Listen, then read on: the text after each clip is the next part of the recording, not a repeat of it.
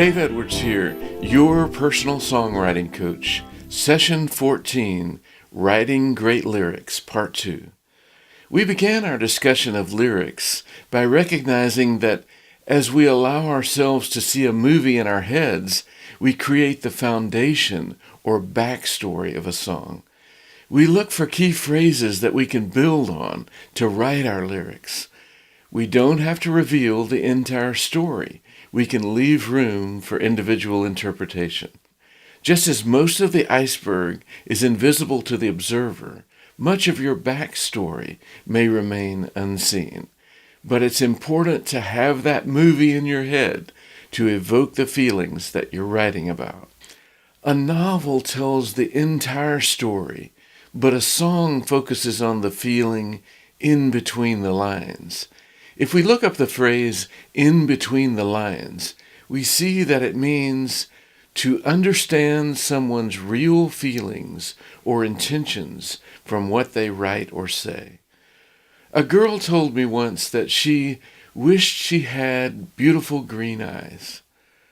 In between the lines, what is she saying?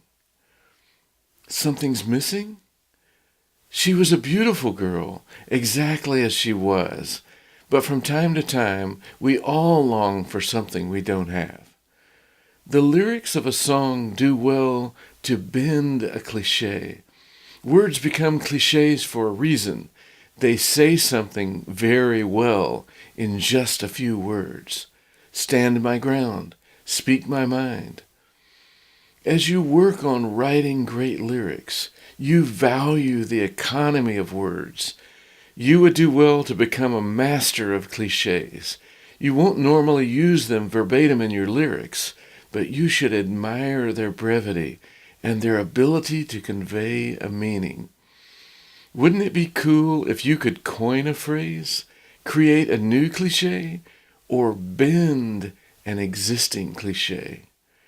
Many times, we just want to borrow the implicit meaning of a cliché. Write this on your Words of Wisdom page. It may be one of the most important things I can share with you about writing great lyrics.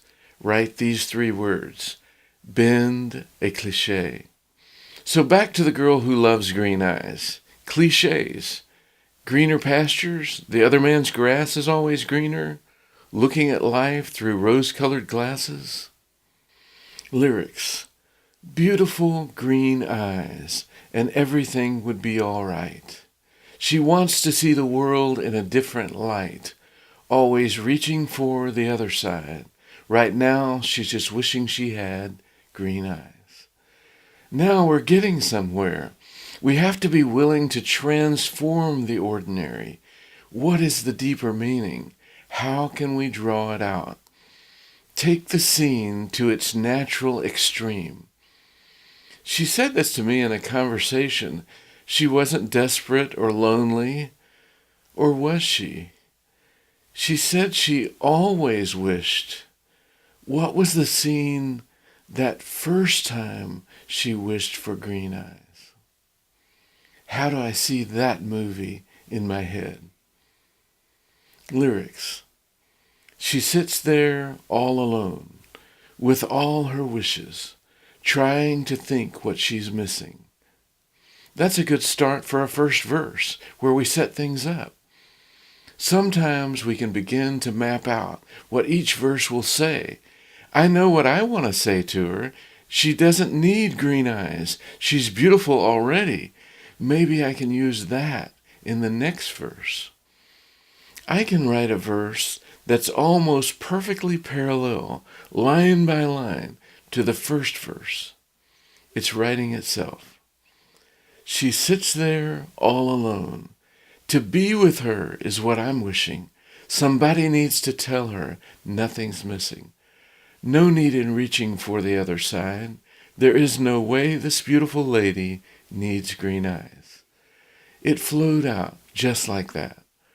Don't be afraid to extend something simple into something meaningful. The absolute best way to acquire the ability to write great lyrics is to read great lyrics. Google the word lyrics. You'll find all kinds of lyrics. Find some lyrics you like. Transcribe them word by word into your notebook. The most natural learning style is to learn by example. That's how you learn to speak. It's how you'll learn to write lyrics. In education, we often put too much emphasis on reference learning. This is where we take things apart and define them. But think about it. What works better? Telling a 1-year-old that's trying to learn how to talk, this is a noun, this is a verb, this is an adjective, or just talking to them and letting them learn by example. So copy lots of lyrics into your notebook. Read those lyrics often. You'll learn the most about lyrics as you pick up on what works in those existing songs. Read great lyrics and realize you could have written that. It's a great idea to write or type them in your own hand. And as you do, imagine that you are actually creating the words as you write them. Remember, you can borrow experience, so it's a great idea to picture yourself having written that song. Imagine that you've written 10 songs.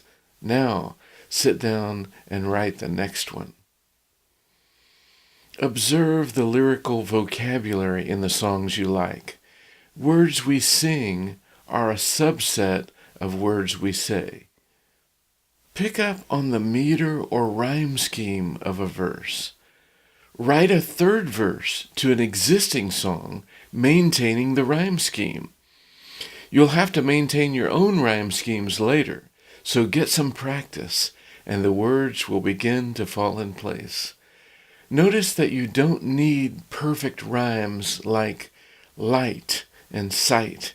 Imperfect rhymes like alone and home sound less contrived. You can even use inner rhymes within a line, like I felt alone as I headed home. This creates an interesting cadence that works well with music and rhythm. Use metaphors like no more chains. Brainstorm phrases.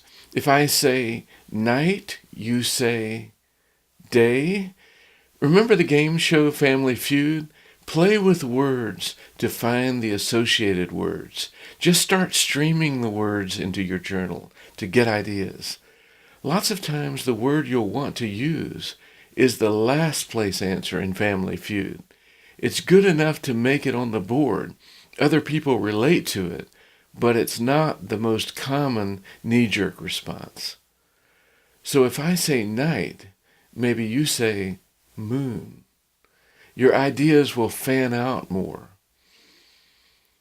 So remember to bend a cliché and read great lyrics to write great lyrics.